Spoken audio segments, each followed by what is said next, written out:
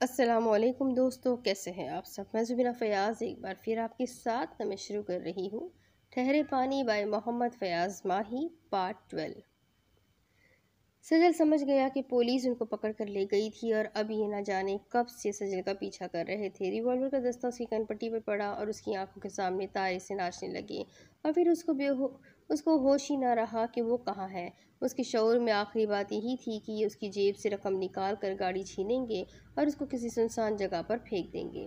مگر اس کو ہوش آیا تو اس کے ہاتھ پاؤں باندھ کر ایک کرسی پر بٹھایا گیا تھا۔ وہ شعوری طور پر اس جگہ کو پہچاننے کی کوشش میں ذہن پر زور دینے لگا تو ایک جھماکا سا ہوا، کیونکہ یہ جگہ نہ صرف اس کی دیکھی بھالی تھی بلکہ وہ کئی راتیں اور دنوں میں یہاں کام بھی کر چکا تھا، کیونکہ یہ ان کا سابقہ گیراج تھا جہاں وہ اپنے والد حمید الدین کے ساتھ گاڑیوں کی ڈینٹنگ پینٹنگ کا کام کیا کرتا تھا۔ لیکن اس وقت شاید یہ جگہ کسی کے آفس کے طور پر استعمال ہو رہی تھی، کیونکہ صفائی ستھرائی کا اچھا انتظام اور دیواروں پر پینٹ وغیرہ بھی ہو چکا تھا۔ اس کے پاؤں کے نیچے بلو رنگ کا کارپیٹ بچھا ہوا تھا۔ اس نے اپنے پاؤں کی جانب نظریں دوڑائی تو وہ ننگے پاؤں تھا۔ اس کی جیکٹ اتار دی گئی تھی جس میں 10 لاکھ، اس کا موبائل اور دیگر کاغذات تھے۔ اس کو مصنوعی مضبوطی سے باندھا گیا تھا۔ ان کا مقصد اس کی سمجھ سے باہر تھا، کیونکہ وہ اس سے رقم چھین کر اسے پھینک دیتے تو اس کو باقاعدہ طور پر باندھنے کا مطلب تھا کہ اس کو اغوا کیا گیا تھا۔ وہ یہ سوچ کر ہی غمگین ہو گیا، کیونکہ گلریز کی جیب سے 10 لاکھ روپے اس کی جیب میں منتقل ہونے کا مطلب تھا کہ گلریز نے اس پر بہت بڑا اعتماد کیا تھا۔ مگر آج کیا ہو گیا؟ پتہ نہیں کتنی دیر سے وہ اس جگہ پر قید ہے اور پیچھے اندر پر کیا بیت رہی ہوگی۔ وہ اپنے آپ کو آزاد کرانے کی کوشش میں ہاتھ پاؤں ہلانے جلانے لگا، مگر باندھنے والوں کی گرفت بہت مضبوط تھی۔ وہ جلد از جلد اس جگہ سے نکل جانا چاہتا تھا، کیونکہ وہ اندر اور گلریز کو تمام صورتحال سے آگاہ کرتا اور پھر قانون کی مدد لے کر اس جگہ کو ظاہر کرتا کہ اس کے ساتھ اس سابقہ گیراج میں کیا سلوک ہوا تھا۔ لیکن فی الحال یہ ناممکن نظر آ رہا تھا اور ابھی تک ان کا کوئی بھی کارندہ اس کمرے میں نہ آیا تھا۔ دوسری طرف اندل روتی ہوئی گھر پہنچی تو گلریز اور امینہ اس کی حالت دیکھ کر گھبرا گئے۔ کیا ہوا؟ امینہ نے اندل کو اپنے سینے سے لگایا تھا اور پوچھ رہی تھی، لیکن وہ روئے جا رہی تھی۔ گلریز بھی آگے بڑھتا ہوا بولا، کچھ تو بتاؤ کہ ہوا کیا ہے؟ تم تو سجل کے ساتھ شاپنگ کے لیے گئی تھی، سجل کہاں ہے اور تم رو کیوں رہی ہو؟ وہ گلریز اور امینہ کا دلاسا پاتی ہوئی کچھ حوصلہ پا کر ان کو تمام کہانی بتانے لگی تو گلریز کی آنکھیں حیرت سے پھیلنے لگی۔ وہ کبھی اندل اور کبھی امینہ کی طرف دیکھے جا رہا تھا۔ تمہارا کیا خیال ہے کہ سجل تمہیں چھوڑ کر اپنے دوستوں کے ساتھ چلا گیا ہے؟ گلریز کی آواز دکھ اور اذیت کی آمیزش سے ڈوبی ہوئی تھی۔ وہ نفی میں سر ہلاتی ہوئی بولی، نہیں ابو، سجل ایسا نہیں کر سکتا، مجھے لگتا ہے کہ اس کو اغوا کیا گیا ہے۔ یہ لفظ سن کر امینہ اور گلریز اس کی طرف حیرت سے دیکھنے لگے۔ اغوا؟ امینہ بولی تو گلریز اس کی زرد رنگت دیکھ کر بولا، تم نے اس کے موبائل پر کال کی؟ اندل پھر رونے لگی۔ موبائل آف ہے، گلریز اس کو حوصلہ دیتا ہوا بولا، تم رمیز کو کال کرو، وہ جہاں بھی ہے فوراً گھر پہنچے۔ اندل کو کچھ بھی سجائی نہ دے رہا تھا۔ وہ روتے ہوئے رمیز کے نمبر پر پریس کرنے لگی اور ٹون جانے پر اس نے موبائل گلریز کی طرف بڑھا دیا۔ رمیز، تم جہاں بھی ہو فوراً گھر پہنچو، سجل کو کسی نے اغوا کر لیا ہے۔ گلریز جانتا تھا کہ یہ خبر رمیز کو بھی ہلا کر رکھ دے گی۔ وہ جتنی جلدی ہوگا جہاں بھی ہوگا گھر کی طرف بھاگے گا۔ وہی ہوا۔ آدھے گھنٹے کے اندر اندر رمیز گھبرایا ہوا اندر داخل ہوا اور اندل کو روتا ہوا دیکھ کر اور بھی پریشان ہو گیا۔ گلریز نے اس کو تمام معاملہ بتایا تو ساری بات سن کر وہ بولا، ابا جی، ہم پولیس کو خبر کرتے ہیں، آخر اس کے پاس 10 لاکھ روپے نقدی اور گاڑی ہے، ہمارا اس طرح خاموش رہنا ہمارے لیے نقصان دہ ثابت ہو سکتا ہے۔ اس کی بات سن کر امینہ اور گلریز ایک دوسرے کی طرف دیکھنے لگے۔ اس کی جان کو بھی خطرہ ہے، اندل بولی تو گلریز اور بھی پریشان ہو گیا۔ میرا ایک دوست پولیس میں انسپکٹر ہے، میں اس سے بات کرتا ہوں۔ رمیز نے اپنا موبائل نکال کر کچھ نمبرز ڈائل کیے اور دوسری طرف سے کال ریسیو کیے جانے کا انتظار کرنے لگا۔ تیسری بار نمبر ملانے پر اس کی کال ریسیو ہو گئی۔ ہاں رمیز، کہو، آج کیسے یاد کر لیا مجھ غریب کو؟ دوسری طرف سے انسپکٹر اون محمد کی آواز سنائی دی، جس میں چہکار ثابت کرتی تھی کہ وہ رمیز کی کال سے بہت خوش ہوا ہے۔ رمیز کوئی بھی تمہید باندھے بنا اس کو تمام معاملہ سنانے لگا تو اس نے گھر آ کر وقوع سننے کا کہا اور کال منقطع کر دی۔ تم نے ان کی شکلیں دیکھی جو سجل کے ساتھ گاڑی میں تھے؟ رمیز نے اندل سے اپنے میں تفتیش شروع کر دی تو وہ روتی ہی بولی۔ جب سجل نے گاڑی ریورس کی تو ٹرن ہوتے وقت آگے والے کا چہرہ میں دیکھ پائی تھی۔ کیا اس کو پہچان سکتی ہو؟ اس بار گلریز بولا تھا۔ نہیں ابو۔ گاڑی تیزی سے آگے بڑھ گئی تھی۔ گلریز ٹھنڈی سانس لے کر صوفے پر بیٹھ گیا۔ میں سجل کے نمبر پر ٹرائی کرتا ہوں۔ رمیز نے اپنے موبائل سے نمبر ٹرائی کیے مگر جواب نرادر۔ انسپکٹر اون محمد ذہین اور خوبصورت ہونے کے ساتھ ساتھ کافی چست اعصاب کا مالک اور لالچی بھی تھا۔ اس نے سلام دعا کے بعد اندر کی طرف دیکھا اور پوچھنے لگا، جس علاقے کا رمیز نے مجھے بتایا ہے وہ ایریا میرے تھانے کی حدود میں ہی آتا ہے۔ آپ اچھی طرح سوچ سمجھ کر جواب دیجیے گا۔ اندر اس کی طرف عجیب نظروں سے دیکھنے لگی۔ سجل کی جیب میں کتنی رقم تھی؟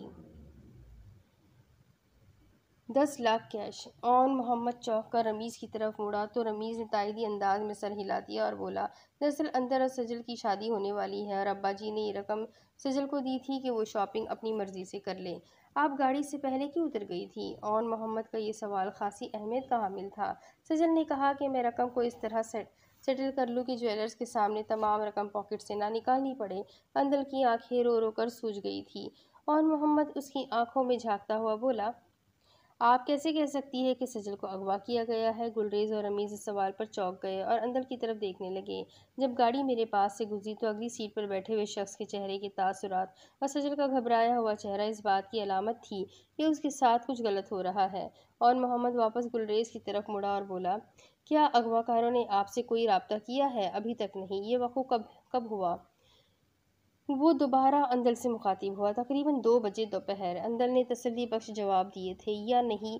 یہ انسپکٹر اون محمد کی ذہانت اور تجربے پر تھا کہ وہ ان جوابات سے کیا نتیجہ اخذ کرتا ہے، کیونکہ اب تو شام کے 7 بج رہے تھے۔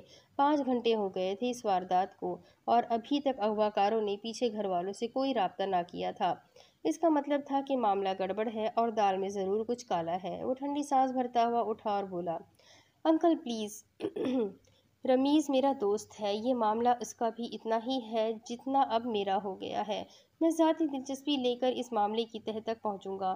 وہ دوبارہ اندر کی طرف دیکھتا ہوا بولا، ہم 24 گھنٹے گزرنے کے بعد ہی کچھ کر سکتے ہیں، کیونکہ ابھی یہ معاملہ تازہ ہے اور یہ بات کنفرم نہیں ہے کہ وہ اغوا ہوا ہے یا۔ وہ خاموش ہو کر اندر کی طرف دیکھنے لگا تو اندر چونک کر اس کی طرف دیکھنے لگی اور یہی حال گھر کے باقی افراد کا بھی تھا۔ تم کیا کہنا چاہتے ہو اون؟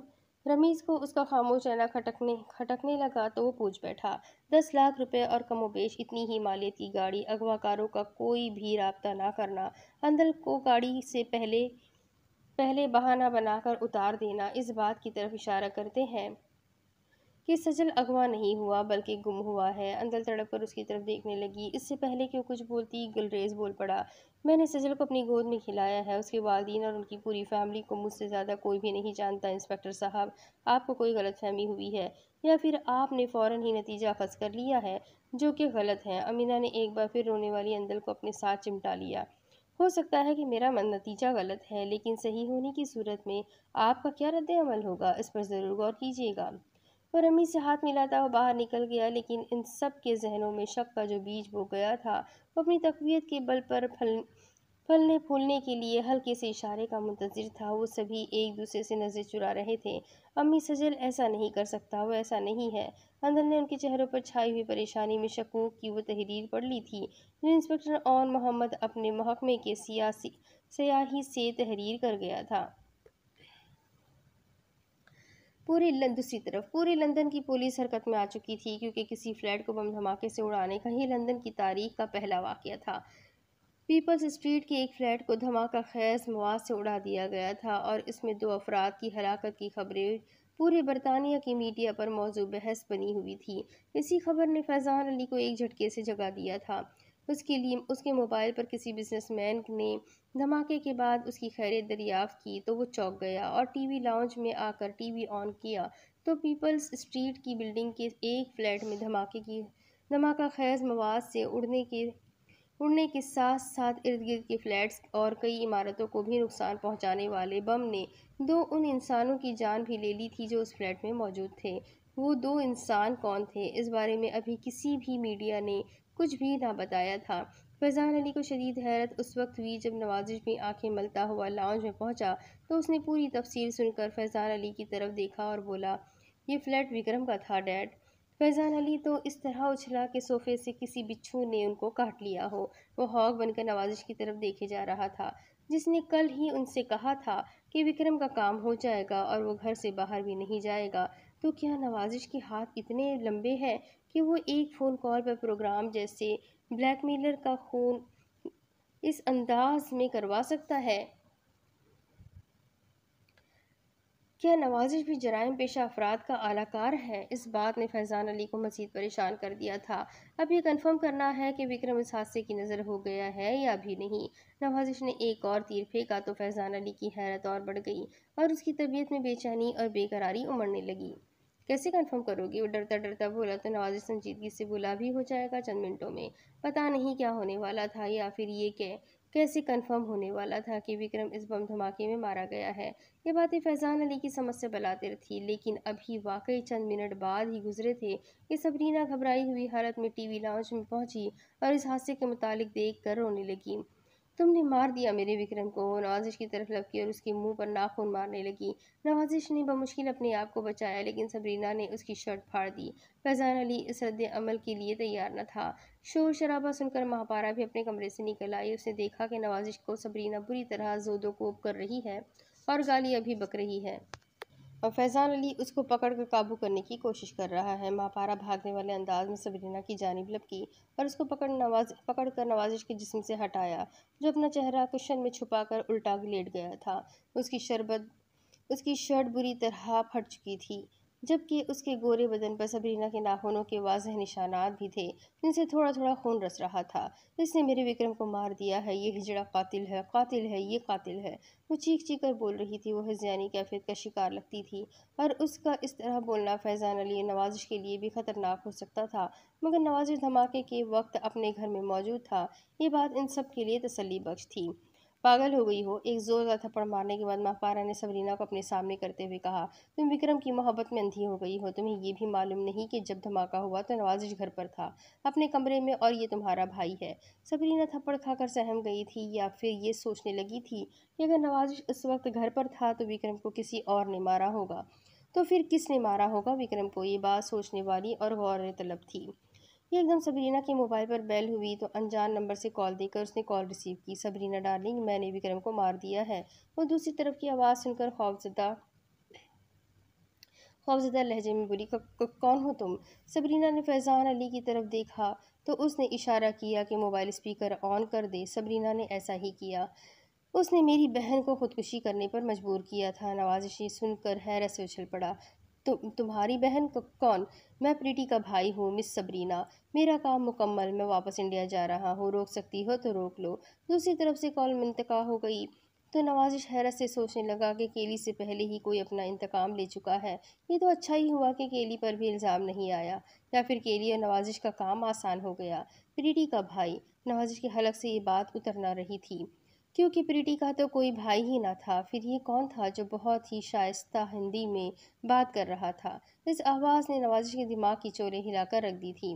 سبرینا پھوٹ پھوٹ کر رونے لگی تھی۔ فیضان علی اور مہاپارا بھی دوسری طرف سے آنے والی آواز کو سن چکے تھے، اور اب تو ان کو سبرینا پر اور بھی غصہ آ رہا تھا کہ اس نے نوازش کو زخمی کر دیا تھا، اور وہ اپنے دفاع میں صرف اپنا منہ کشن میں چھپا کر الٹا لیٹ گیا۔ اس نے بڑا ہونے کے ناطے بھی سبرینا پر ہاتھ اٹھانا تو درکنار، اسے روکنے کے لیے اس کے ہاتھ بھی نہ پکڑے تھے۔ آئی ایم سوری بیٹا! مہاپارا کے منہ سے یہ سن کر سبرینا اپنے کمرے میں واپس چلی گئی، اور نوازش نے مہاپارا کی گود میں اپنا سر رکھ دیا۔ فیضان علی اس کے پاؤں کی طرف بیٹھ گیا اور اس کے پاؤں دبانے کی کوشش کی تو وہ تڑپ کر اٹھ گیا۔ مجھے گناہگار کر رہے ہیں ڈیڈ؟ اس کی آواز میں جو درد تھا وہ فیضان علی محسوس کر کے تڑپ کر رہ گیا۔ اس کی آنکھوں کے گوشے بھی بھیگنے لگے۔ نوازش! فیضان علی بولا تو وہ متوجہ ہوا۔ جی ڈیڈ، ہمارے موجودگی میں تمہارے ساتھ ایسا ناروا سلوک ہو رہا ہے، ہم شرمندہ ہیں، اور مجھے بھی شرمندہ کر رہے ہیں۔ آپ تو میرا سب کچھ ہو ڈیڈ۔ وہ مہاپارا کی طرف دیکھنے لگا اور پھر بولا، اتنی محبت تو کوئی ماں اپنے مکمل بیٹے سے بھی نہیں کرتی جتنی آپ مجھ ادھورے بیٹے سے کرتی ہے۔ مہاپارا اس کے منہ سے یہ سن کر تڑپ گئی اور اس کو روتے ہوئے دیکھنے لگی۔ پھر اسے گلے لگا لیا۔ ایسی باتیں کرو گے تو میں دکھی ہو جاؤں گی، کیا تم مجھے پریشان دیکھ سکتے ہو؟ مما، میں گوہر کو یہ خوشخبری سنانا چاہتا ہوں، ابھی اور اسی وقت۔ فیضان علی نے ساتھ چلنے کا کہا تو مسکراتا ہوا بولا، ڈیڈ، گوہر ڈرگ لینے پر آپ کے سامنے شرمندگی محسوس کرتا ہے، پلیز میں اکیلا ہی جاؤں گا، لیکن تمہارے زخم، ان پر اسپرٹ وغیرہ تو لگوا لو۔ وہاں پارا بولی تو وہ اپنی پھٹی ہوئی شرٹ اتارتا ہوا بولا، یہ تو میرے اپنے ہیں، یہ احساس تو رہے گا کہ زخم مجھے کسی میرے اپنے نے دیے ہیں۔ ایسے ہی رہنے دے مما۔ وہ کمرے میں بھاگنے والے انداز میں گیا اور چند منٹ بعد شرٹ تبدیل کر کے واپس آ گیا۔ اس نے گاڑی نکالی اور ہسپتال کی جانب بھگا دی۔ پارکنگ میں گاڑی روک کر اس نے موبائل سے کیلی کو فون کیا تو دوسری طرف سے کیلی کی شوق آواز سنائی دی، جگر کیسے ہو؟ کیلی، تم کہاں ہو یار؟ نوازش کی آواز میں گھبراہٹ تھی۔ اندازہ کرو بھلا میں کہاں ہو سکتا ہوں؟ کیلی کافی شوق انداز میں بات کر رہا تھا۔ پیپلز اسٹریٹ میں۔ نوازش نے تکا لگایا تو وہ کہا لگاتے ہوئے بولا، تم عام ہجڑے ہو، کیلی خاص ہجڑا ہے، میں سمجھا نہیں۔ نوازش واقعی اس کی زمانی بات نہ سمجھا تھا۔ میں ہی کام کرواؤں گا اور خود بھی وہاں موجود ہوں گا، تم تو بچوں گا کیسے؟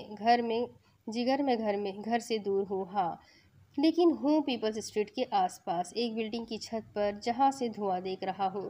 میں تم سے ملنا چاہتا ہوں۔ نوازش گاڑی سے باہر نکلا۔ شام کو جم میں ملتے ہیں، بائے۔ کیلی نے رابطہ منقطع کرنے سے پہلے نوازش کو ٹائم دے دیا تھا۔ وہ ہسپتال کی عمارت میں داخل ہوا اور گوہر کے کمرے تک پہنچا تو پرسکون انداز میں سویا ہوا تھا۔ نوازش اس کو خوشگوار موڈ میں دیکھنے لگا۔ گوہر کے چہرے پر سکون تھا، یوں لگ رہا تھا کہ وہ کئی راتوں کے بعد آج ہی پرسکون نیند سویا ہو۔ نوازش نے اس کو ڈسٹرب کرنا مناسب نہ سمجھا اور اس کے پاؤں کی طرف کرسی پر بیٹھ گیا۔ وہ گوہر سے بہت پیار کرتا تھا۔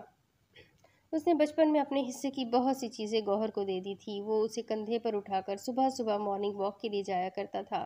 اگر گوہر نے تھک جانے کی ایکٹنگ کرنی تو نوازش نے فیضان علی کے منع کرنے پر بھی اسے بھاگ کر کندھے پر اٹھا لینا، اور اس کے پاؤں میں اگر کانٹا بھی چبھ جاتا تو نوازش کی آنکھوں میں آنسو آ جاتے تھے۔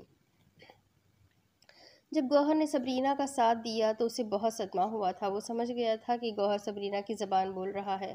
اسے احساس نہیں ہے کہ وہ نوازش کے ساتھ زیادتی کر رہا ہے۔ جب احساس ہوگا تو خود ہی شرمندہ ہو جائے گا۔ نوازش کی نظریں کونے میں لگے ہوئے ٹی وی پر گئی تو وکرم کی تصویر دکھائی دے رہی تھی جو کہ بم دھماکے میں مارا گیا تھا۔ اس کے فلیٹ میں موجود ہر ایک چیز بری طرح جل کر کوئلہ بن گئی تھی۔ دوسری لاش کی شناخت ابھی تک نہ ہو پائی تھی، اور اگر شاید گوہر نے بھی وکرم کو اسکرین پر دیکھ لیا ہو اور سمجھ گیا ہو کہ اس کے بھائی نے بھائی ہونے کا حق ادا کر دیا ہے۔ نوازش نے کمبل ہٹا کر اس کے پاؤں کو دبانے کے لیے چھوا تو وہ ٹھنڈے تھے۔ اسے تعجب ہوا کیونکہ کمرے میں ہیٹر بھی آن تھا اور پھر گوہر کو تو بخار تھا۔ اس کے پاؤں جسم کے مناسبت سے گرم ہونے چاہیے تھے۔ وہ اپنی تسلی کے لیے آگے بڑھا تو گوہر کے چہرے کا رنگ نیلا پڑ چکا تھا۔ نوازش کو تشویش ہوئی۔ اس نے گوہر کے پاؤں دیکھے تو ایک ہاتھ سے سلیپنگ پلز کی ڈبی برآمد ہوئی۔ نوازش معاملہ سمجھتے ہوئے گوہر کو ہلا جلا کر آوازیں دینے لگا، مگر گوہر اس کو تنہا چھوڑ کر جا چکا تھا۔ اس کا بھائی، اس کا بازو کٹ گیا تھا۔ وہ دیوانہ وار گوہر کو آوازیں دیتا ہوا باہر بھاگا اور ڈاکٹرز کو پکارنے لگا۔ اس کی دوسری آواز پر ہی تمام ڈاکٹرز اور عملہ گوہر کے کمرے کے پاس جمع ہو گیا تھا۔ گوہر بات نہیں کرتا، ڈاکٹر، گوہر کو کیا ہو گیا ہے؟ پلیز چیک ہم۔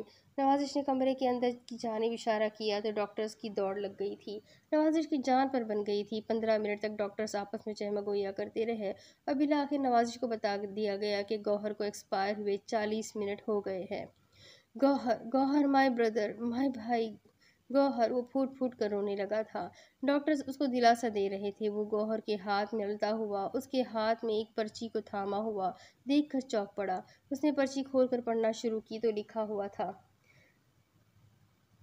نوازش بھائی، کاش میں آپ ہوتا، وسیع ظرف کشادہ دل کا مالک۔ میں نے آپ کو بہت دکھ دیے ہیں بھائی، میں شرمندہ ہوں۔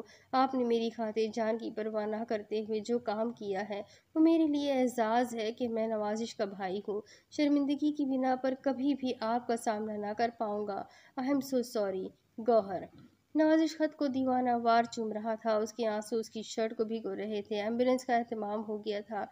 ज़रूरी कार्रवाई के बाद अभी लाश एम्बुलेंस में ही रखी जा रही थी कि महापारा फैज़ान अली भी रोते हुए अंदर दाखिल हुए। उन्होंने अस्पताल में ही देख लिया था कि नवाजिश गौहर से लिपट कर रो रहा है।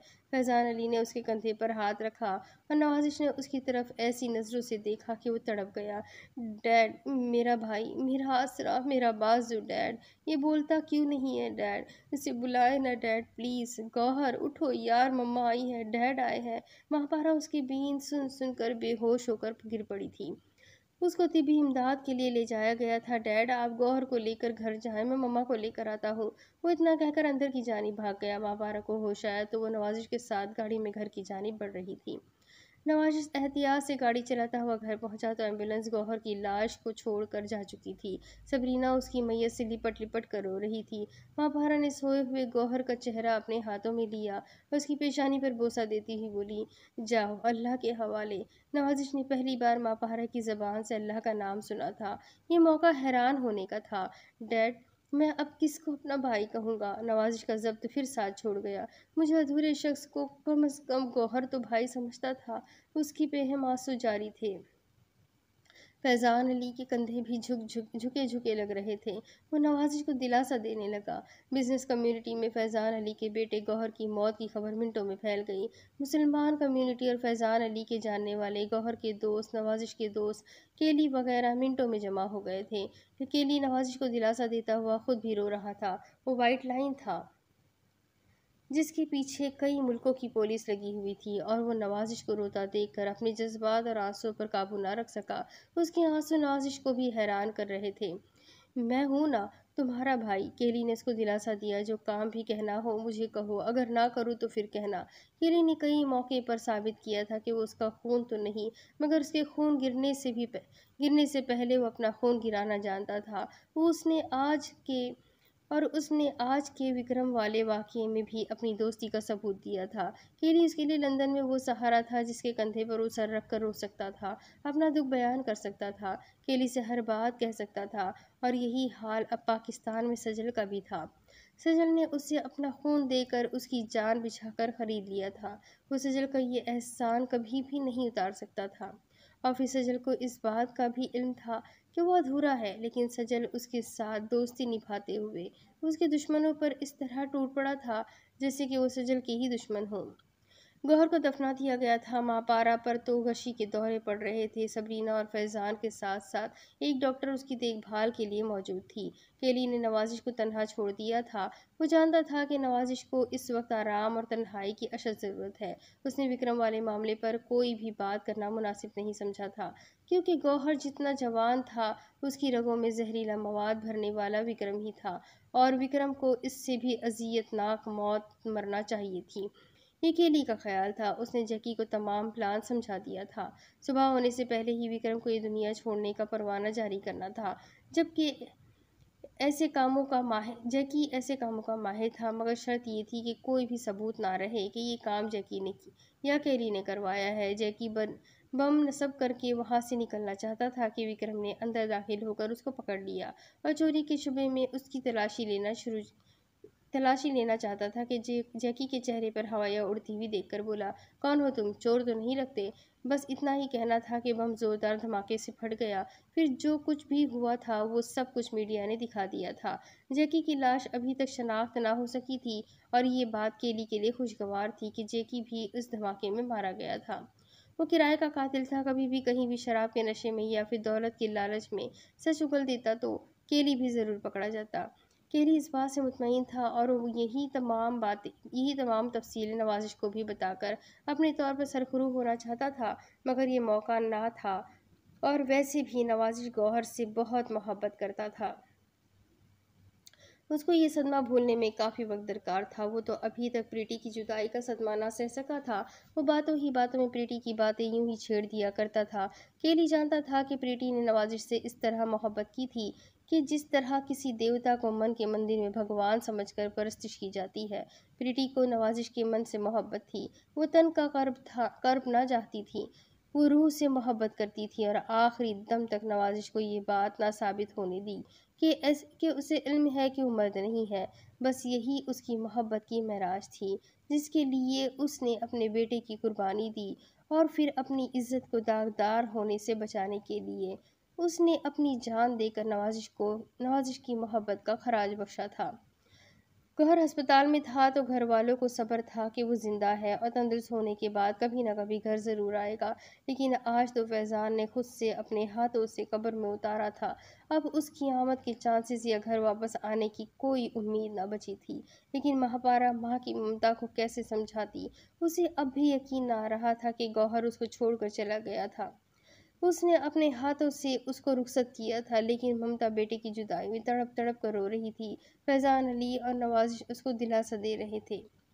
اس کی زندگی ہی اتنی تھی مما، نوازش بولا تو فیضان علی نے بھی اس کی بات کی تائید کی اور کہنے لگا، ہم مسلمان ہیں اور ہمارا یقین ہے اور عقیدہ ہے کہ ہمیں ایک دن اسی پروردگار کی طرف لوٹ کر جانا ہے جس نے ہمیں بنایا ہے، اور اس عقیدے پر ناراضگی یا انکار کا اظہار کرنا تو گویا خدا کی نافرمانی کے برابر ہے۔ فیضان علی، میں خدا کے حکم کی نافرمان نہیں ہوں، مہاپارا بولنے لگی، مجھے کسی نہ کسی گناہ کی سزا ملی ہے، مجھے کسی گناہ کی سزا ملی ہے، میں اسے یاد نہیں کرنا چاہتی۔ نوازش نے فیضان کی طرف دیکھا جس نے مہاپارا کا ہاتھ تھامتے ہوئے کہا، تم کافی ڈسٹرب ہو، میرا کہنا مانو تو سو جاؤ، طبیعت سنبھل جائے گی۔ فیضان علی مہاپارا کو لے کر اپنے کمرے کی طرف بڑھ گیا تو نوازش اکیلا ہی ڈرائنگ روم میں رہ گیا۔ اس کو بھی گوہر کی یاد تڑپانے لگی تھی، وہ گوہر کو اپنے پاس ہر جگہ محسوس کر رہا تھا، اس کی باتیں اور یادیں اس کو ڈسنے لگی تھی۔ اگر وکرم کو ختم کروایا گیا تھا تو تقدیر نے اس سے اس کا بھائی بھی چھین لیا تھا، اس کا بازو کاٹ کر تقدیر نے یہ بتا دیا تھا کہ تم کو کسی کی بھی جان لینے کا کوئی حق نہیں ہے۔ وہ پاکستان میں رہا تھا، اس نے بہت قریب سے مذہب اسلام کا مطالعہ کرنے کی کوشش کی تھی، وہ کبھی کبھی نماز ہی پڑھ لیتا تھا۔ اس نے دیکھا تھا کہ پاکستان میں لوگ کوئی بھی کام شروع کرنے سے پہلے اللہ کا نام لیتے ہیں، مساجد میں اذان کی آواز پر نماز کے لیے بھاگ جاتے ہیں، ایک دوسرے سے ملتے وقت سلام کہتے ہیں۔ کتنا اچھا مذہب ہے کہ اللہ تعالیٰ کے نام سے شروع ہو کر اسی کے نام پر ختم ہوتا ہے۔ نوازش نے وضو کیا اور قبلہ سمت کھڑے ہو کر نماز پڑھنا شروع کر دی۔ ابھی 2 رکعت نماز پڑھ کر سلام پھیرا ہی تھا کہ سبرینا کی آواز نے اسے چونکا دیا۔ آدمی کی اصلیت اس کے اعمال سے معلوم ہو جاتی ہے۔ وہ پیچھے مڑ کر سبرینا کو دیکھنے لگا جس کی آنکھوں میں اس کے لیے غصہ اور نفرت کا سمندر ٹھاٹھے مار رہا تھا۔ خدا کو راضی کر کے کیا ثابت کرنا چاہتے ہو؟ کہ تم جیسا کوئی پارسا اور پرہیزگار نہیں ہے؟ جو خدا کا سہارا لیتا ہے خدا اسے اپنی پناہ میں رکھتا ہے۔ نوازش علی کا لہجہ پرسکون تھا اور اس کے چہرے پر بھی سکون پھیلا ہوا تھا۔ سبرینا طنزیہ انداز میں اس کی طرف دیکھتی ہوئی بولی، خدا کا سہارا تبھی آتا ہے جب انسان کو اپنے گناہوں اور اعمال پر شرمندگی محسوس ہونے لگے۔ اس کے الفاظ میں جو طنز تھا نوازش اس کو محسوس کر رہا تھا۔ مجھے ایک ہی دن میں تم نے ایسے صدموں سے دوچار کیا ہے جن کا ازالہ تمہاری نماز بھی نہیں کر سکتی۔ نوازش چاہتا تھا کہ اس کو مطمئن کر سکے اور اس کی بدگمانی کو دور کر سکے۔ وہ پھر پرتحمل انداز اختیار کرتا ہوا بولا، سبرینا، تمہارے ایک صدمے میں میں بھی برابر کا شریک ہوں اور تمہاری طرح اس دکھ اور صدمے کا پرچار کر کے تماشا نہیں بننا چاہتا۔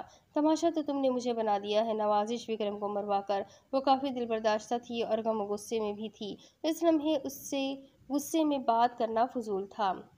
کیا تمہیں گوہر کی موت کا کوئی دکھ نہیں ہے؟ موت تو موت ہوتی ہے، رشتوں ناتوں کا لحاظ نہیں کرتی، لیکن وکرم میرے زیادہ قریب تھا یہ بنسبت گوہر کے۔ وہ پھر بولی تو نوازش موضوع بدلتے ہوئے کہنے لگا، میں نے وکرم کو نہیں مروایا اور نہ ہی میں یہ چاہتا تھا کہ گوہر اس کے ذاتی انتقام کا نشانہ بنے، اور نہ ہی میں نے کبھی یہ چاہا کہ تم اس شخص کے ہاتھوں بلیک میل ہو کر پریشان ہوتی رہو۔ تم گوہر اور میرے ہمدرد کیوں بننے لگے؟ ہم تو تمہیں اپنا دشمن سمجھتے ہیں، لیکن میں نہیں سمجھتا، کیونکہ گوہر بھی ایسا نہیں سمجھتا تھا۔ اس نے مجھ سے معافی مانگی تھی۔ نوازش اس کو آہستہ آہستہ اپنے ڈھب پر لانے کی کوشش کر رہا تھا۔ سبرینا، کل صبح جب اٹھو گی تو یہ ضرور محسوس کرنا کہ آج تمہیں کسی بھی فون کال سے خوفزدہ ہونے کی ضرورت نہیں ہے۔ تمہیں کوئی بھی بلیک میل کر کے تمہاری مرضی کے خلاف یا اپنی مرضی سے گناہوں کے دلدل میں تمہیں نہیں کھینچے گا۔ پرسکون زندگی کے آغاز پر تمہیں تو اللہ کا شکر ادا کرنا چاہیے۔ وہ اس کی طرف غصے سے دیکھتی رہی اور پھنکارنے والے انداز میں مڑی اور اپنے کمرے میں جانے لگی تو نوازش کی آواز نے اس کو رکنے پر مجبور کر دیا۔ سبرینا، جتنا پیار میں گوہر سے کرتا ہوں اس سے کہیں زیادہ تم سے کرتا ہوں۔ اپنے اس اللہ کی قسم کھا کر کہتا ہوں جس کے سامنے میں بھی کھڑا ہوں۔ سبرینا آہستگی سے مڑی تو نوازش کی آنکھوں میں آنسوؤں کی روانی دیکھ کر وہ اس کی طرف دیکھتی رہی۔ میں نے تمہیں کبھی بھی خود سے الگ نہیں سمجھا۔ سبرینا کی سماعتوں سے یہ الفاظ ٹکرا کر اس کے ضمیر کو جھنجھوڑ رہے تھے۔ میں تمہارا بھائی نہیں ہوں تو کیا ہوا؟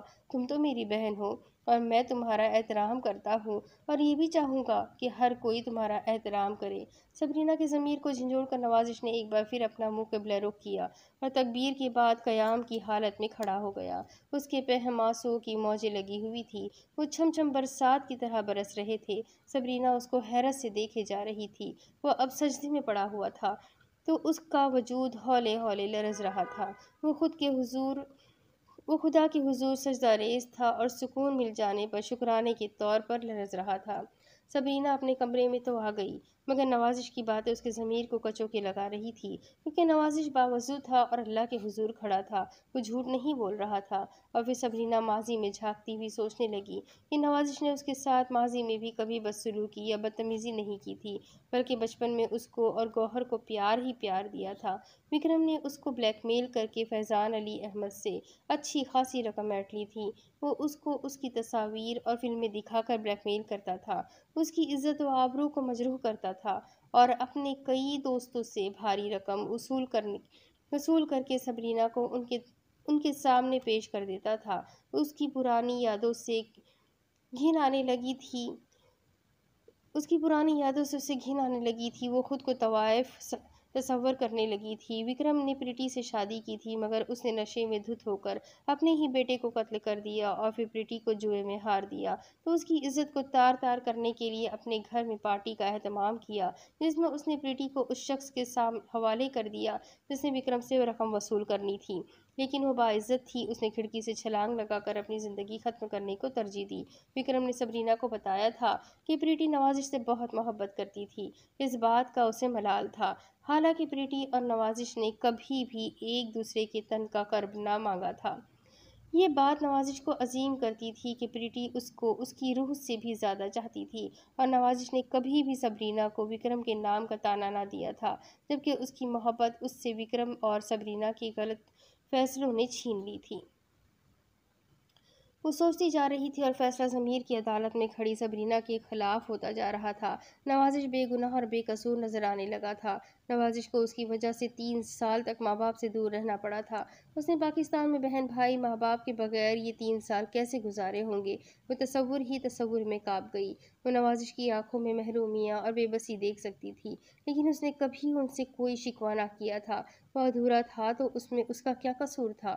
اس نے پھر بھی اپنے ادھورے پن کو اپنے پیار میں آڑ نہ بننے دیا تھا۔ اس نے بڑا بھائی بن کر سبرینا اور گوہر کو پیار سے بچپن گزارنے کے لیے اپنا آپ وقف کر دیا تھا۔ بڑا بھائی بن کر سبرینا اور گوہر کو پیار سے بچپن گزارنے کے لیے اپنا آپ وقف کر دیا تھا۔ سبرینا کو خود پر شرمندگی ہونے لگی۔ اس نے جو وقت وکرم کی سنگت میں گزارا تھا اس پر اسے ندامت اور ذلت محسوس ہونے لگی۔ وہ تکیے میں منہ چھپا کر رونے لگی۔ آنسوؤں نے اس کی شرمندگی، ندامت اور ذلت کو دھونا شروع کر دیا تھا۔ وہ ہچکیاں لے لے کر رو رہی تھی۔ اس کے غلط فیصلے نے آج گوہر کو موت کی وادی میں سونے پر مجبور کر دیا تھا۔ ان تمام محرکات کا ذمہ دار وکرم تھا اور سبرینا اس کے ہاتھوں میں مہرہ بنی کھیلتی رہی اور وہ اس کا ناجائز فائدہ اٹھاتا رہا تھا۔ تمام معاملات میں نوازش بے قصور اور عظمت کی بلندیوں پر نظر آ رہا تھا، اسی لیے سبرینا کے ضمیر کی عدالت نے کٹہرے میں کھڑے نوازش کو باعزت بری کر دیا تھا۔ ایک مثبت فیصلے پر پہنچنے کے بعد سبرینا کا وجود ہلکا پھلکا ہو گیا تھا، اس کے ضمیر پر سے بوجھ بھی اتر چکا تھا۔ اب وہ نوازش سے معافی مانگے گی، اس کے گلے لگ کر اپنی غلطیوں کا اظہار کرے گی، وہ وسیع ضرب سے وہ اس کو معاف کر دے گا۔ وہ دل کو کھلا اور صاف ذہن کا مالک ہے، وہ کبھی بھی دل میں میل نہیں رکھے گا۔ وہ ابھی جا کر نوازش سے معافی مانگے گی۔ وہ اٹھی اور تیزی سے ڈرائنگ روم کی طرف ڈرائنگ روم کی جانب گئی لیکن نوازش قالین پر ہی گہری نیند میں سو چکا تھا۔ سبرینا اس کے پاس جا کر بیٹھ گئی اور اس کو دیکھنے لگی۔ وہ روئی جا رہی تھی۔ اس کا دل چاہا کہ وہ نوازش کو چھو کر دیکھے۔ اس کے چہرے پر پھیلا ہوا سکون دیکھ کر سبرینا نے اسے ڈسٹرب کرنا مناسب نہ سمجھا۔ وہ ہاتھ جوڑ کر نوازش کے پاس بیٹھی روتی رہی اور نوازش اس سے بے خبر سویا ہوا تھا۔ دوسری طرف آج تیسرا روز تھا۔ سجل کے ہاتھ پاؤں کھول دیے گئے تھے۔ اس کو کھانا دینے کے لیے ایک آدمی مقرر تھا۔ اس کے پاس اسلحہ اور خطرناک ہتھیار ہوتے تھے۔ ایک بار سجل نے اس کو پکڑ لیا اور اسے گتھم گتا ہو گیا، لیکن شور سن کر اس کے باقی ساتھیوں نے سجل پر دھاوا بول دیا اور اس کی خوب پٹائی کی۔ اس کے چہرے پر نیل پڑ چکے تھے۔ آج تیسرے دن اس گروہ کے باس نے آنا تھا جس نے سجل کو اغوا کرنے کا مقصد بتانا تھا یا پھر اس کے پیچھے رابطہ کرنا تھا۔ یہ سب باتیں اس کو اسی آدمی نے بتائی تھی جس نے کھانا وغیرہ سجل کو پہنچانے کی ذمہ داری سنبھالی تھی۔ وہ شکلوں سے تو اسٹوڈنٹ لگ رہے تھے، لیکن ان کے پاس جدید اسلحہ اور ان کی سرپرستی وغیرہ کسی نہ کسی تنظیم کا کارکن یا کوئی نہ کوئی ملک دشمن تنظیم اس میں ملبوس لگتی تھی، لیکن سجل کا اس تمام کام سے کوئی تعلق نہ تھا۔ اس کی جیکٹ اور موبائل سب کچھ اس سے چھین لیا گیا تھا۔ وہ اندر کی وجہ سے پریشان ہو رہا تھا۔ گلریز اور امینہ اس کے بارے میں کیا سوچتے ہوں گے، اس بات کی سجل کو فکر تھی۔ وہ انہی سوچوں میں غرق تھا کہ دروازہ کھلنے کی آواز سن کر وہ چونک گیا اور آنے والے سے ہر طرح کی بات کرنے کے لیے تیار ہو گیا۔ لیکن دروازہ کھلتے ہی 4-5 گنڈے نما آدمی اندر داخل ہوئے تو بخوبی پہچان گیا یہ تو وہی ہے جن سے ان کا جھگڑا ہوا تھا، اور ان لوگوں نے نوازش کو زخمی کر کے ہسپتال پہنچا دیا تھا۔ ان کے ہاتھوں میں اسلحہ دیکھ کر سجل کو اپنا خون ٹھنڈا رکھنا پڑا۔ کچھ بھی تھا، وہ تعداد میں بھی زیادہ تھے اور ان کے پاس اسلحہ بھی تھا۔ ان میں جو لڑکا سب سے آگے تھا وہ مسکراتا ہوا آگے بڑھا اور سجل کے زخم پر ہاتھ رکھ کر بولا، ماموں سجل۔ اتنا سن کر سجل کے 14 طبق روشن ہو گئے۔ وہ غور سے اس لڑکے کو دیکھنے لگا جو کسی کھاتے پیتے گھرانے کا تھا اور اس دن لڑائی میں بھی شامل تھا، مگر اس نے اسے ماموں کیوں کہا؟ ایسا تو عروج کہا کرتی ہے۔ سجل کے لیے بات نہ صرف حیران کن تھی بلکہ پریشان کا باعث بھی تھی۔ ماموں سجل، پہچانا مجھے؟ اس نے سجل کے سامنے اسٹول پر بیٹھتے ہوئے کہا تو سجل غور سے اس کی طرف دیکھتا ہوا بولا، ہاں ہمارا تمہارا ایک جھگڑا ہوا تھا۔ وہ نفی میں سر ہلاتا ہوا بولا، وہ تو قصہ پارینہ بن چکا ہے، میں اس کو بھول چکا ہوں، لیکن میں نے تمہیں ماموں کیوں کہا؟ کیا یہ بات تمہارے لیے حیران کن نہیں ہے؟ بات تو واقعی حیران کن تھی مگر سجل کو سمجھ نہ آئی تھی، اسی لیے وہ نفی میں سر ہلا کر رہ گیا۔ میرا نام واسق ہے اور میں لقمان ماموں کا بھانجا ہوں۔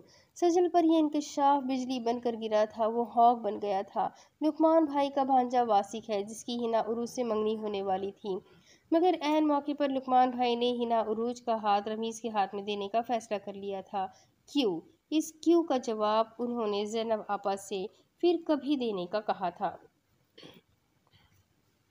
میں حنا عروج سے محبت کرتا ہوں مگر تم نے عین غلط موقع پر انٹری مار کر میرے ارمانوں پر پانی پھیر دیا اور اس کا ہاتھ اپنے سالے رمیز کے لیے مانگ لیا۔ بات واسق نے کھل کر کہہ دی تھی، مگر یہ تو لقمان بھائی کا فیصلہ ہے۔ تمہیں یہاں اغوا کر کے اس لیے رکھا ہوا ہے کہ تم سے 3-4 کام کروانے ہیں۔ واسق آگ کے گولے الفاظ کی صورت میں پھینک رہا تھا۔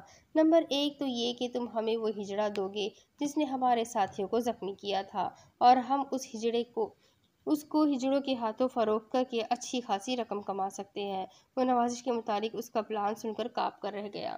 نمبر 2 تم حنا عروج کا ہاتھ خود میرے ہاتھوں میں دو گے ورنہ میں تیزاب پھینک کر تمہاری محبوبہ مس اندل کا حسن داغدار کر دوں گا۔ واسق کی زبان سے یہ زہر اگلا گیا تو سجل تڑپ کر رہ گیا۔ نمبر 3 تم 1 کروڑ روپیہ اپنے سسر یعنی گلریز سے منگوا کر ہمیں دو گے۔ That's all. اس کے انداز میں لاپرواہی تھی۔ سجل اس کی آنکھوں میں دیکھتا ہوا بولا، نوازش میری جان ہے اور تم لوگ میری جان مانگتے ہو؟ کبھی بھی نہیں۔ میرا یہ جسم چاہے گولیوں سے چھلنی کر دو مگر نوازش کہاں ہے یہ کبھی بھی نہیں بتاؤں گا۔ واسق ہنستے ہوئے بولا، اور دوسرا نمبر؟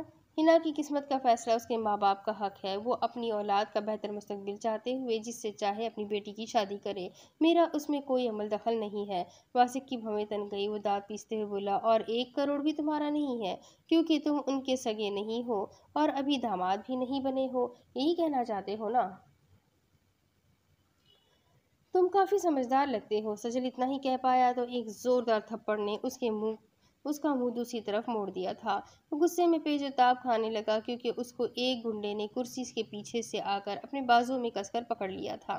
واسق نے کبھی انکار نہیں سنا۔ تمہیں تیزاب میں ڈال کر تمہاری بوٹی بوٹی کر دوں گا۔ تم سجل کو بھی نہیں جانتے واسق۔ میں حیران ہوں کہ تم جس باپ کے بیٹے ہو وہ لوگ کتنے شریف اور نیک ہے، اور تم…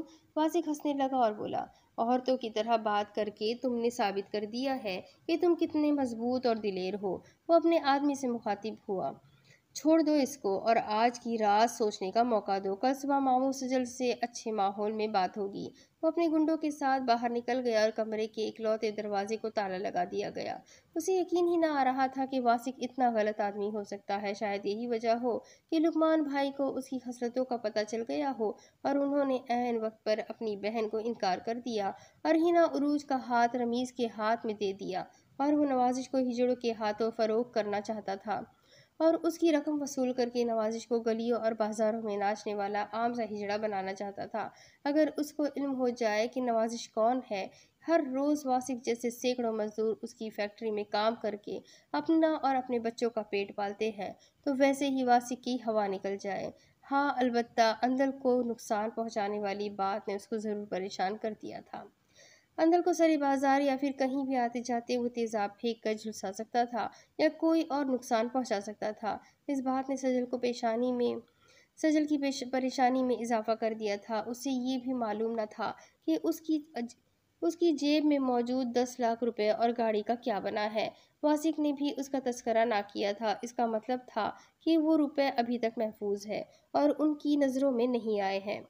اگر ان کی نظروں میں نہیں آئے تو پھر اس کی جیکٹ اور موبائل کہاں ہے؟ اگر پیسے انہوں نے اس کی جیب سے نکال لیے ہیں تو پھر واسق نے اتنی بڑی رقم کا تذکرہ کیوں نہیں کیا؟ ان سوالوں کے جواب میں وہ سوچ رہا تھا کہ مگر کسی بھی نتیجے پر نہیں پہنچ سکتے تھے۔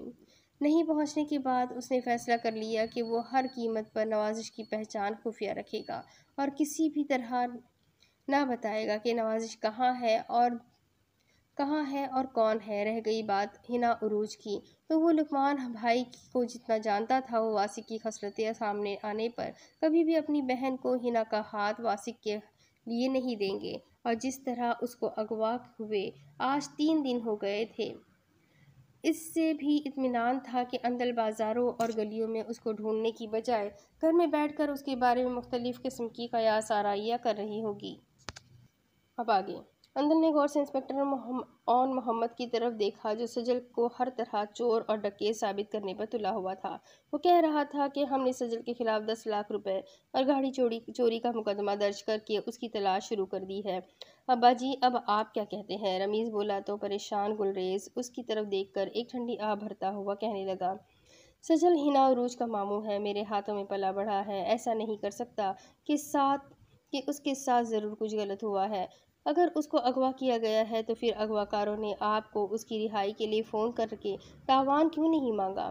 انسپکٹر اون محمد کی بات میں وزن تھا، مگر اندل کے ساتھ امینا اور گلریز اتنی بڑی واردات کو سجل کے ساتھ منسوب کرنے پر ذہنی طور پر کبھی بھی راضی نہ تھے۔ انسپکٹر صاحب آپ جائیے، ہمیں کوئی رپورٹ نہیں لکھوانی۔ اندل بولی تو رمیز اس کے سامنے تنک کر کھڑا ہو گیا۔ اس نے واردات کی ہے، اس گھر میں نقب لگائی ہے، جس تھالی میں کھایا ہے اسی میں چھید کیا ہے اس نے۔ رمیز یہ مت بھولو کہ وہ ہنا کا ماموں بھی ہے۔ امینا غصے سے بولی تو وہ امینا کی طرف متوجہ ہو گیا۔ ہنا کا ماموں ہونے کا مطلب ہے کہ وہ ہمارے ہی گھر میں نقب لگائے، جس گھر میں اس کی بھانجی کی شادی ہونے والی ہے، وہ اسی گھر میں واردات کرے؟ کیا یہ اس کو چھوٹ ہونی چاہیے کہ وہ ہنا کا ماموں ہے؟ گلریز اس کی بات سن کر مزید پریشان ہو گیا تھا۔ انسپکٹر صاحب آپ اس کے خلاف FIR درج کریں اور مدعی میں ہوں، رمیز نے اون محمد سے کہا تو اس کی باتیں کھل گئیں۔ ٹھیک ہے رمیز، تم اندل کو لے کر تھانے آ جانا، میں سجل کے خلاف پرچہ درج کرتا ہوں۔ وہ جانے لگا تو اندل بول پڑی، مجھے کہیں نہیں جانا اور نہ ہی کسی ایسی گیم کا حصہ بننا ہے جو سجل کے سراسر خلاف ہو۔ اعتماد جب ٹوٹتا ہے تو کافی دیر تک انسان کو یقین ہی نہیں آتا کہ اس کے ساتھ بد اعتمادی کرنے والا اس کا اپنا تھا، اون محمد نے کہا اور باہر نکل گیا تو اندل رونے لگی اور رمیز نے آگے بڑھ کر اس کو گلے لگا لیا۔ امی سجل ایسا نہیں کر سکتا، میں جانتی ہوں بیٹا، مگر حالات اس کے خلاف جا رہے ہیں۔ وہ امینا کی بات سنتی ہی بولی، سجل کے اعتماد پر اعتبار کرنے کے لیے ہم حالات کے محتاج کیوں ہیں؟ تمہارے پاس نوازش کا نمبر ہے؟ گلریز نے اندر سے پوچھا تو وہ روتی ہوئی نفی میں سر ہلانے لگی۔ اس کے پاس کہاں سے ہوگا اس کا نمبر؟ رمیز اکھڑے ہوئے لہجے میں بولا۔ وہ دونوں ایک ہی تھالی کے چٹے بٹے ہیں۔ مجھے تو نوازش کا لندن جانے کا کہنا بھی ڈرامہ لگتا ہے۔ رمیز نے مزید زہر اگلا تو گلریز اس کی بات میں وزن محسوس کرتا ہوا اس کی طرف دیکھنے لگا۔ ابا جی آپ خود سوچئے، وہ غریب گھرانے کا لڑکا جس کا کوئی بہن یا بھائی بھی نہیں اور ماں باپ کا بھی پتہ نہیں، وہ لندن کیسے جا سکتا ہے؟ یہ ان دونوں کا چکر ہے۔ بس آپ نے رقم کی جھلک دکھائی اور ان کا پلان کامیاب ہو گیا۔ تم اپنا منہ بند رکھو، پہلے سجل اور اب نوازش کو بھی اس معاملے میں گھسیٹ رہے ہو۔ امینہ نوازش پر الزام سن کر تڑپ گئی۔ رمیز غصے سے منہ پھلائے ہوئے باہر نکل گیا۔ رمیز ٹھیک کہہ رہا ہے امینہ۔ گلریز کی آواز میں مایوسی چھلکنے لگی تو امینہ اور اندر نے حیرانگی سے پریشان ہو کر گلریز کو دیکھا۔ ہمیں حقیقت مان لینی چاہیے۔ اندر اٹھ کر اس کے پاس آ گئی۔ ابو آپ بھی سجل کو مجرم قرار دے رہے ہیں؟ میں بھی اسی دنیا کا باسی ہوں، اندر کے سر پر ہاتھ رکھتا ہوا بولا۔ تمہاری طرح محبت کی دنیا کا فرد نہیں ہوں کہ اعتبار ٹوٹ جانے پر بھی خوابوں کی دنیا میں گھومتا رہوں، لیکن آپ نے تو سجل کو گود میں کھلایا ہے، ان کے گھر میں آپ کا بچپن اور جوانی گزری ہے، پھر بھی آپ اس کے بارے میں ایسا کہہ رہے ہیں؟ اندر سجل کے حق میں دلیلیں دے کر اس کو قائل کرنے کی کوشش کر رہی تھی۔ مجھے نوازش کی طرف سے خطرہ ہے، کہیں اس نے سجل کو نہ بہکا دیا ہو۔ گلریز کی بات سن کر امینہ آگے بڑھی اور بولی، مجھے سجل سے زیادہ نوازش پر بھروسہ ہے اور اس بھروسے کی وجہ میری سمجھ میں نہیں آ رہی۔ قانون دلیلوں کو نہیں مانتا، گلریز بولا تو امینہ اس کو سمجھانے والے انداز میں بولی، گلریز اللہ تعالیٰ نے ہمیں دولت، عزت اور اولاد دی ہے، ہم کون سا ان چیزوں کو لے کر پیدا ہوئے تھے؟ گلریز نہ سمجھنے والے انداز میں بیوی کی طرف دیکھنے لگا تو وہ پھر بولی، کیوں نہ ہم سجل اور نوازش کو مجرم قرار دینے کی بجائے اس مسئلے کو یہیں چھوڑ دیں اور جتنا بھی نقصان ہوا ہے اس کو اللہ کی مرضی سمجھے؟ کیا یہ کم ہے کہ ہماری عزت محفوظ ہے؟ ایک بار پھر امینہ نے گلریز کی مشکل اور پریشان حل کرنے کے لیے اپنی عقل مندی کا ثبوت دیا تھا۔ وہ غور سے امینہ کی طرف دیکھنے لگا۔ ہو سکتا ہے کہ سجل اور نوازش واقعی کسی مصیبت میں ہو اور ہم ان کی طرف سے بدگمان ہو کر ان کے دلوں سے اپنی عزت اور وقار کو ختم کر لیں۔ کل کو اگر وہ بے گناہ ہوئے تو ذرا سوچو ہمارے خیالات سے ان کو کتنی تکلیف پہنچے گی۔ امینہ ٹھیک کہہ رہی تھی۔ گلریز کے چہرے پر تبدیلی کے واضح آثار دیکھتے ہوئے وہ خاموش نہ رہ سکی اور پھر بولی، سجل اس گھر کا داماد بننے والا ہے، ذرا سوچو یہ سب کچھ ان بچوں کا ہی تو ہے۔ 10 لاکھ روپیہ اور گاڑی تو اس کو فیضان گروپ انڈسٹری 1 ماہ میں ہی دے سکتی ہے، وہ ہم سے دھوکہ کیوں کرے گا؟ گلریز اس کی مدلل باتوں کے جواب میں خاموش تھا اور اندر امینہ کی باتوں کی تائید میں اماں کی طرف دیکھتی رہ گئی۔ گلریز میں نے سجل کے گھر کا نمک کھایا ہے، اگر میں اس نمک میں بے وفائی ہوتی تو ذرا سوچو میں بھی تم سے اب تک بے وفائی کر چکی ہوتی اور یہ بچے بھی تمہارے فرما بردار نہ ہوتے۔ امینہ اندر کا ہاتھ پکڑ کر اس سے اندر کی جانب لے گئی اور گلریز کو امینہ ایک پڑھی لکھی اور باشعور سلیقہ مند خاتون لگی تھی جس نے اتنی بڑی پریشانیوں کو منٹوں میں حل کرنے کے لیے اپنی ذہنی فراست کا ثبوت دیا تھا۔ گلریز نے موبائل نکال کر رمیز کو بلوایا اور انسپکٹر اون محمد کے پاس جا کر کسی بھی قسم کا پرچہ کاٹنے سے منع کر دیا۔ رمیز اس کا منہ دیکھ رہا تھا جبکہ انسپکٹر کے ہاتھوں سے مچھلی پھسل گئی تھی۔ نوازش نے موبائل پر کیلی کو بتا دیا تھا کہ وہ ایئرپورٹ پہنچ رہا ہے اور کیلی اس کو سی آف کرنے کے لیے وہاں آنے والا تھا اور اب سب سے مشکل مرحلہ مہاپارا سے رخصتی طلب کرنا تھا۔ وہ اس کے سامنے اپنا مختصر سا سامان بیگ میں ڈال کر کھڑا تھا کہ مہاپارا اس کو اجازت دے، مگر وہ آنکھوں میں آنسو بھرتی ہوئی اس کی طرف دیکھے جا رہی تھی۔ نوازش سمجھ گیا تھا کہ جب وہ پہلی بار پاکستان گیا تھا تب ان کے پاس گوہر موجود تھا، مگر اب کوئی بھی نہ تھا جسے وہ بیٹا سمجھ کر یا کہہ کر آواز دے لیتی۔ فیضان علی تمام سچویشن کو سمجھتا تھا، وہ چاہتا تھا کہ نوازش پاکستان چلا جائے تاکہ وہاں بزنس سنبھال سکے اور اس کا اپنا مستقبل سنور سکے، اور پھر پاکستان کے آفس کے لیے نوازش سے بڑھ کر اور کون زیادہ توجہ دے سکتا تھا۔ مما میری فلائٹ مس ہو جائے گی، نوازش نے حوصلہ کر کے اجازت طلب کی تو مہاپارا روتی ہوئی بولی، میرے تو دونوں ہی ہاتھ خالی رہ گئے نا۔ فیضان علی کو اس کی بات نے رلا دیا تھا۔ اتنی دیر میں سبرینا بھی آ گئی۔ اس کی آنکھیں ابھی تک سرخ لگ رہی تھی، لگتا تھا کہ وہ رات کو سو نہیں سکی تھی۔ مما میں ہوں نا، آپ جب چاہے میرے پاس چلی آئے یا مجھے بلا لیا کریں۔ نوازش نے سبرینا کو نظر انداز کر دیا تھا، وہ تڑپ کر رہ گئی۔ فیضان علی، اس کو سمجھاؤ، اس کو روکو، میں اسے بھی کھونا نہیں چاہتی، یہ اس گھر کی رونق ہے، روشنی ہے۔ ماہپارہ آنسوؤں کے ساتھ رو رہی تھی۔ فیضان علی نے آگے بڑھ کر اس کو کندھوں سے پکڑ کر دلاسا دیا اور بولا، اگر یہ نہ گیا تو ہم اسے بھی کھو دیں گے ماہپارہ، اسے جانا ہے، اسے اجازت دو۔ نوازش ان کی معنی خیز باتوں پر غور بھی کر رہا تھا اور یہ بھی سمجھتا تھا کہ یہ لمحات خاصی جذباتی ہے اور انسان کچھ بھی کہہ سکتا ہے۔ شاید الفاظ کا غلط چناؤ اور موقع و مناسبت کی کمی بیشی یا پھر گوہر کا صدمہ، ان چیزوں نے الفاظ کی اہمیت کھو دی تھی، لیکن لہجے نے اپنی افادیت ثابت کر دی تھی۔ مما میں اب کبھی لندن نہیں آؤں گا۔ ماہپارہ اس کی طرف روتی آنکھوں سے دیکھنے لگی۔ تو پھر میں کس کا انتظار کروں گی؟ گوہر تو واپس نہیں آئے گا اور تم میری زندگی میں ہی مجھ سے جدا ہونے کی بات کر رہے ہو، مجھے مر تو جانے دو۔ نوازش آگے بڑھا اور ماہپارہ کے گلے لگ گیا۔ اس کے رکے ہوئے آنسو گوہر کے ذکر پر پھر رواں ہو گئے تھے۔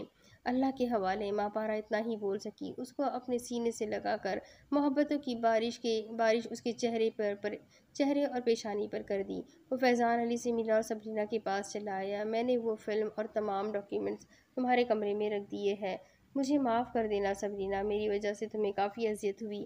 اس نے ہاتھ جوڑے تو حیران کن طور پر سبرینا اس کے قدموں میں گر گئی اور آنسو بہانے لگی۔ یہ سب کچھ غیر متوقع تھا کہ فیضان علی، ماہپارہ اور خود نوازش بھی حیران رہ گئے تھے۔ اس نے نوازش کے پاؤں پکڑے ہوئے تھے اور روتی جا رہی تھی۔ مجھے معاف کر دو نوازش۔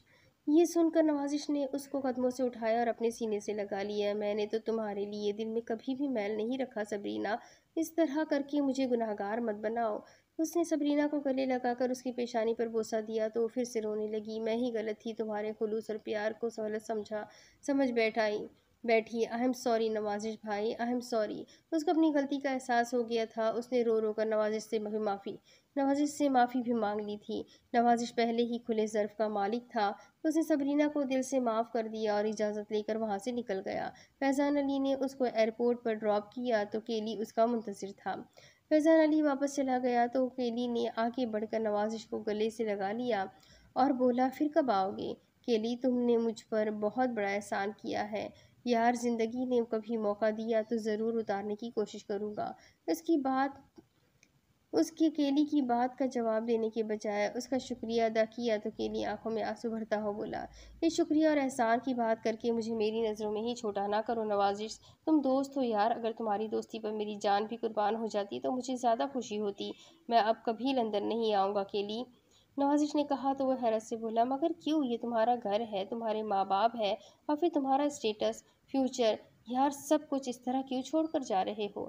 کیلی، تم میرے دوست ہو اور مقدر سے ایسا دوست ملا کرتا ہے، میں تمہاری دوستی کی مثالیں دیا کروں گا اور ماں باپ مجھے کبھی کبھار ملنے آ جایا کریں گے، اور تمہیں تو معلوم ہی ہے کہ مجھے فیوچر کی کوئی فکر نہیں ہے۔ اتنی دیر میں ایک آدمی ان کے پاس آیا اور کیلی سے انگلش میں کہنے لگا کہ دیر ہو رہی ہے، چلے باس۔ نوازش حیرت سے اس کی طرف دیکھتے ہوئے کیلی سے پوچھنے لگا، یہ کون ہے؟ کیلی مسکراتے ہوئے اپنی آنکھوں سے آنسو صاف کرتے ہوئے بولا، اس نے تو سبرینا کے فون پر وکرم کی موت کو اپنا کارنامہ قرار دیا ہے، پریٹی کا نقلی بھائی۔ نوازش اور کیلی مسکراتے ہوئے گلے لگے اور نوازش بورڈنگ پاس لینے کے لیے ایئرپورٹ کے اندرونی ایریا کی طرف بڑھ گیا۔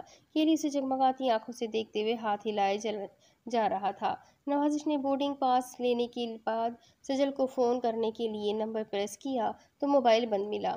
نوازش نے گھڑی دیکھی تو اس وقت پاکستان میں دوپہر کا وقت تھا اور سجل کبھی بھی اتنی دیر تک سوئے رہنے کا عادی نہ تھا۔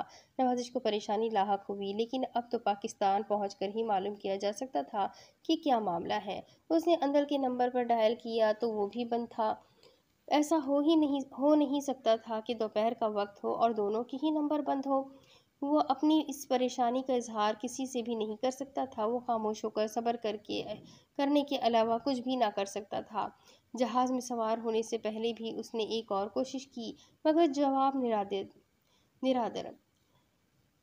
ندارد۔ اس نے موبائل شرٹ کی جیب میں ڈال لیا اور خاموشی سے اپنی سیٹ پر بیٹھ گیا۔ ہوائی جہاز کی اڑان نے اس کے تجسس کو اور بڑھا دیا تھا۔ کہ سجل نے اس وقت فون کیوں آف کیا تھا۔ ہیترو ایئرپورٹ سے یہ براہ راست پرواز تھی جو پاکستان پہنچی تھی۔ نوازش طویل سفر طے کر کے پاکستان پہنچا تو اس نے سکون کی سانس خارج کی اور ڈرائیور کو فون پر آنے کی اطلاع دے دی۔ اسے معلوم تھا کہ جب تک امیگریشن کلیئر ہوگی تب تک ڈرائیور پہنچ جائے گا۔ وہ ایئرپورٹ سے باہر آیا تو ڈرائیور اس کا منتظر تھا، اور ڈرائیور بھی وہی پٹھان تھا جس نے سجل کے ساتھ مکان کا سودا کیا تھا۔ کیوں بھائی خان، کیسے ہو؟ پٹھان نے اس کے ہاتھ سے بیگ پکڑا اور نوازش کی طرف غور سے دیکھتے ہوئے بولا، تو ٹھیک ہے صاحب، مگر آپ کا طبیعت کچھ خراب لگتا ہے۔ وہ چلتے ہوئے گاڑی تک پہنچے تو خان نے نوازش کے لیے اگلی طرف کا دروازہ کھول دیا اور وہ اندر بیٹھ گیا۔ پاکستان کا موسم اور لندن کا موسم کافی فرق رکھتا ہے، پھر بھی نوازش کو زیادہ محسوس نہ ہوا تھا۔ وہ یہیں سے تو گیا تھا۔ کدھر جائے گا صاحب؟ ڈرائیور نے سیٹ سنبھالی تو نوازش کی طرف دیکھتے ہوئے پوچھا، اپنے گھر چلو۔ گاڑی چل پڑی تو نوازش بولا، سجل کے گھر گئے تھے پیسوں کے مطالبے کے لیے؟ پٹھان نے اپنی نظریں مین روڈ سے اٹھا کر نوازش پر ڈالی اور بولا، گیا تھا صاحب، مگر سجل صاحب کسی امیر آدمی کا 10 لاکھ روپیہ اور گاڑی لے کر بھاگ گیا ہے۔ نوازش کو زمین آسمان گھومتے ہوئے لگنے لگے۔ وہ سمجھا کہ پٹھان کا دماغ کھسک گیا ہے۔ گاڑی روکو۔ اس کا غصیلا انداز دیکھ کر پٹھان نے گاڑی روک دی اور نوازش کی طرف دیکھنے لگا، تمہیں معلوم ہے کیا کہہ رہے ہو؟ اور سجل کے بارے میں یہ بھی جانتے ہو کہ وہ میرا دوست ہے؟ صاحب ہم نے تو اخبار میں پڑھا تھا، ساتھ میں سجل صاحب کا فوٹو بھی تھا، اور رمیز نامی آدمی کے گھر واردات ہوئی ہے۔ پٹھان اس کے دماغ کی چولیں ہلانے پر مصر تھا۔ نوازش کی سمجھ نہ آ رہی تھی کہ کیا کرے، اور پٹھان کی بات پر اعتبار کرنے کو دل بھی نہیں چاہ رہا تھا، مگر پٹھان اس سے جھوٹ کیوں بولے گا؟ گھر چلو۔ نوازش یاد کرنے لگا کہ لندن سے روانگی کے وقت اس نے سجل کو کال کرنے کی کوشش کی تھی تو اس کا موبائل آف ملا تھا، اور اب تو رات ہو رہی تھی۔ وہ سجل یا گلریز کے گھر جا کر ان لوگوں کو پریشان نہ کرنا چاہتا تھا۔ وہ صبح ہی گلریز سے ملے گا کیونکہ رمیز نے رپورٹ درج کروائی تھی، اور اس کا مطلب ہے کہ واردات یعنی سجل کے ساتھ جو کچھ بھی ہوا تھا وہ گلریز کے گھر میں ہی ہوا تھا، اور اندل کو تمام تفصیل معلوم ہوگی۔ وہ صبح ہی اندل سے ملے گا تاکہ تمام صورتحال کا جائزہ لے سکے اور معلوم کر سکے کہ سجل نے ایسا کیوں کیا، یا پھر اسے ایسا کرنے کی ضرورت کیوں پیش آئی۔ وہ سجل کو جتنا بھی جانتا تھا، اس نے یہی دیکھا تھا کہ سجل روپے پیسے پر مرنے والا آدمی نہیں ہے، تو پھر یہ سب کیا ہوا تھا؟ اس نے گھر پہنچتے ہی پٹھان سے اخبار منگوایا جو اس نے ردی میں پھینک دیا تھا۔ ڈھونڈ کر نوازش کو خبر پر انگلی رکھتا ہوا بولا، یہ ہے جی خبر، اور سجل صاحب کا فوٹو۔ نوازش حیرت سے اس خبر کو پڑھنے لگا جس کا متعین کچھ یوں تھا، مقامی رپورٹ کے مطابق سجل نامی نوجوان نے رمیز نامی معروف تاجر کے گھر 10 لاکھ روپے مالیت کی ڈکیتی کی واردات کی اور گن پوائنٹ پر جاتے ہوئے ان کی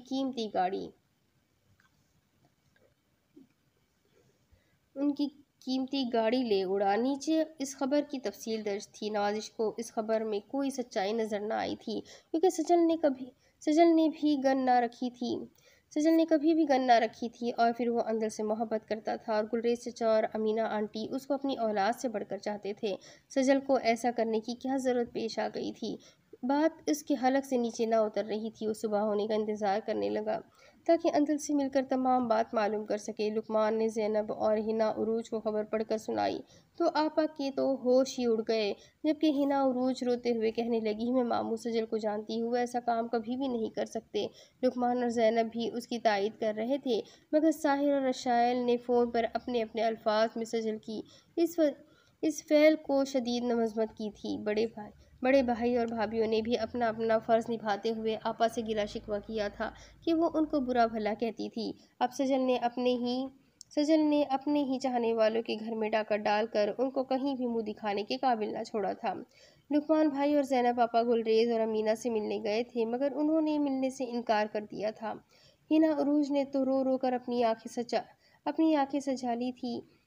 سجالی تھی۔ اس کو اپنا اور رمیز کا رشتہ خطرے میں نظر آ رہا تھا، لیکن آپا اور لقمان کو تسلیاں دے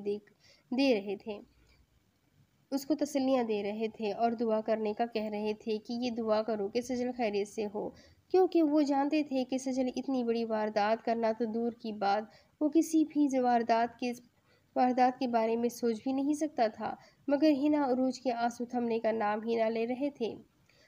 اور دوسری طرف سے لقمان کی بہن نے بھی اس پر تیز و تن تیروں کی بارش الفاظ کی صورت میں کی تھی، جس کا متن یہ تھا کہ ہم سے ناطہ توڑ کر تم نے اپنے سسرال والوں کا دامن پکڑ کر دیکھ لیا، اب ذلت و رسوائی تمہارا در بھی دیکھ لے گی۔